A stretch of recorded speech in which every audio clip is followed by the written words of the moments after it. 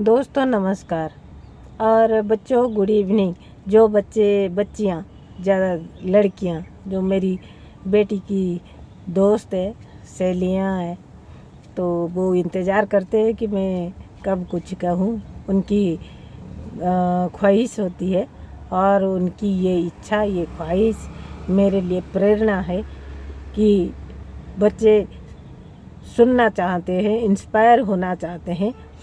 तो बच्चों, तो आजकल हमारे जो देश है, तो हमारे देश में जो विकास का दूसरा नाम धर्म में अंधा हो जाना, तो ये तो और नेताओं को बहुत आसानी हो जाती है कि ये धर्म की राजनीति करे।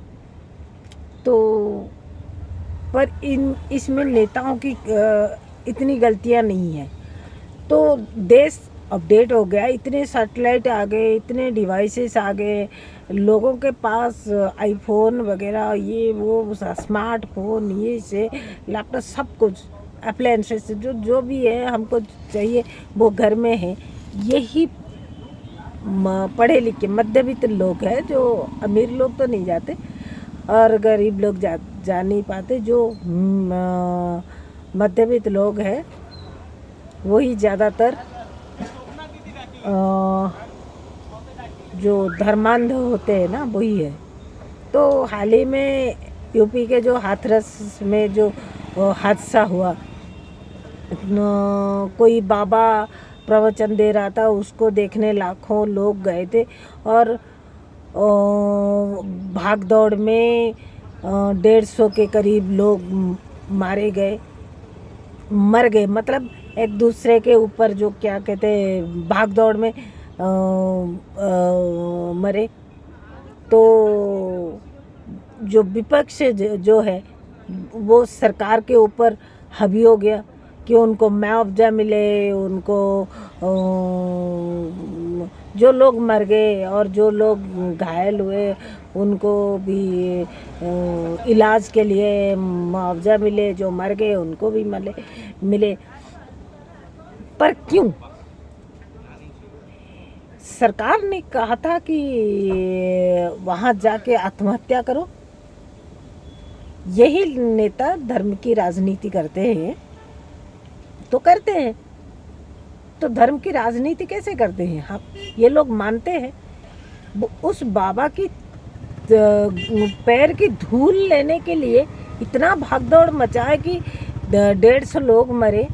और उनमें से कुछ लोग जो मध्यवित्त श्रेणी है, जो मतलब उनके घर में नौकरी पेशा बहू बेटा ये सब है, यानी वो इतना अनपढ़ गंवार लोग भी नहीं है।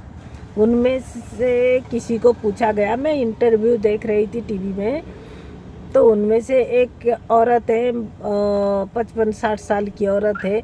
उसको जब पूछा गया कि इतने लोग मरे, इतने लोग ये घायल हुए, आपको क्या कहना है? ना मुझे क्या कहना है, जो मर गए वो स्वर्ग में गए। मुझे ये दुख है कि मैं क्यों नहीं मरी। यानी लोगों का एक है कि स्वर्ग में सारा सुख होता है। स्वर्ग कहाँ है ये किसी ने कभी नहीं देखा। और जो एस्ट्रोनॉट्स है, जो वैज्ञानिक है, ज़्यादातर जाते जाते चांद तक जा पाए। और चांद में ना पानी है, ना हवा है, ना कुछ है। ये लोग जाते हैं कि देखने के लिए चांद में क्या है क्या नहीं, पर वहाँ रहा नहीं जा सकता। तो वहाँ सांस लेने के लिए ऑक्सीजन नहीं है। तो सुख की तो बात अलग। तो ये लोग जो वैज्ञानिक जाते हैं वो सारे साधन पृथ्वी से लेके जाते हैं, तभी चांद में जितना दिन रहना है रह पाते हैं। यानी चांद भी स्वर्ग नहीं है, तो स्वर्ग कहाँ है? तो ये लोग गए थे बाबा की जो पैर की धूल थोड़ा ले लेंगे तो सारी मुसीबतें टल जाएंगी और उन्हें स्वर्ग सुख प्राप्त होगा। तो जब कोई स्वर्ग देखा नहीं है तो उसका सुख कैसे प्राप्त होगा? पर उनको स्वर्ग चाहिए। तो अब मान लो हम कहीं घूमने जाते हैं, रास्ते में एक्सीडेंट हो जाता है, हम घायल हो जाते हैं, या हमारा हाथ पैर टूट जाता है, या हम में से कोई मर जाता है, तो इसमें गाड़ी चलाने वाले की दोष हो भी सकता है, और एक्सीडेंट तो एक्सीडेंट है, किसी वजह से भी हो सकता है। वैसे ही ये लोग बाबा की जो पैर की धूल लेके स्वर्ग की कामना करके गए थे, हादसा हो गया, मर गए, तो इसमें सरकार क्या करेगी? तो विपक्ष जो है वो सरकार के ऊपर हावी हो गया, मतलब उनको राजनीति करने के लिए एक मुद्दा मिल गया। पर क्यों? उनको तो स्वर्ग चाहिए था। जो लोग मरे वो स्वर्ग गए, जो लोग नहीं मरे वो जा नहीं पाए, वो अगले किस्त में जाएंगे। तो जब फिर ऐसी कोई बाबा आएगा, उसको फॉलो करते करते वो भी स्वर्ग, कुछ लोग स्वर्ग जाए, इंस्टॉलमेंट में थोड़ा थोड़ा करके स्वर्ग जाएंगे। तो ऐसे में मतलब पृथ्वी में सब कुछ हमारे पास है। हम जब मर जाते हैं तो 4 लकड़ियों में जला दिए जाते हैं, या दफना दिए जाते हैं, या कुछ। तो जो सुख है वो शरीर को चाहिए, मतलब हम अच्छा पहने, अच्छा खाएं, अच्छा कहीं घूमें, मतलब मौज मस्ती जो भी करें तो शरीर के साथ करें। जब मर जाते हैं शरीर जल जाता है या दफन हो जाता है। पर ये लोग जो स्वर्ग जाने की बात करते हैं, तो अगर ये लोग स्वर्ग गए बाबा के जरिए स्वर्ग, अब बाबा को दोष दे, बाबा कहता है कि मैं स्वर्ग दिखा सकता हूँ, तो देखने वाले का दिमाग भी है कि कोई हमें स्वर्ग कैसे दिखा सकता है। तो ठीक है, जैसे मैं उड़ीसा से हूँ, पुरी जगन्नाथ की अभी अभी रथ यात्रा ख़त्म हुआ, 15-20 लाख 25 लाख लोग आते हैं, रथ यात्रा देखते हैं, छत के ऊपर ये वो जगह में बैठ के देखते हैं। पर जब सुनावेश होता है, जो उनका जो रथ बाहुड़ा के बाद जो सुनावेश होता है, उनमें 20-25 लाख लोग आते हैं।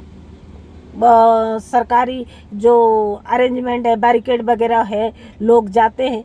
पर जो जाते हैं ना, वहाँ से कुछ नहीं दिखता। वहाँ से रथ के ऊपर जगन्नाथ जी ठीक से दिखते भी नहीं है। पर एक बहुत बढ़िया बात है कि लाइव टेलीकास्ट हो रहा है। हम अगर घर में बैठे एक एक पल हम दर्शन कर सकते हैं, बिना घायल हुए, बिना मरे। यानी हमारी जो श्रद्धा है, हम घर बैठे बिना घायल हुए, बिना मरे हम स्वर्ग देख सकते हैं घर बैठे। स्वर्ग मतलब एक कुछ पल का सुख है ना। हम चाहे हमारे धार्मिक आस्था ही सही, हम भगवान को, मतलब भगवान तो नहीं, भगवान की मूर्ति देखना चाहते हैं ना, तो घर बैठ के देख सकते हैं। वैसे वो बाबा हाथरस का जो वो बाबा, उसने कहा मैं स्वर्ग दिखा सकता हूँ। ऐसे तो लोगों को बुला वो जिस तरह भी बुलाए, जो लाखों के तादाद में लोग वहाँ गए थे, वो स्वर्ग का सुख भोगने गए थे। तो स्वर्ग ले जाने वाला वो बाबा ड्राइवर होगा, स्वर्ग का गाड़ी उसके पास होगा। ये लोग स्वर्ग उसी में बैठ के जाने के लिए गए होंगे, एक्सीडेंट हो गया, मर गए। तो इसमें सरकार की क्या गलती है? सरकार कहा था कि जाओ उस बाबा के दर्शन में एक दूसरे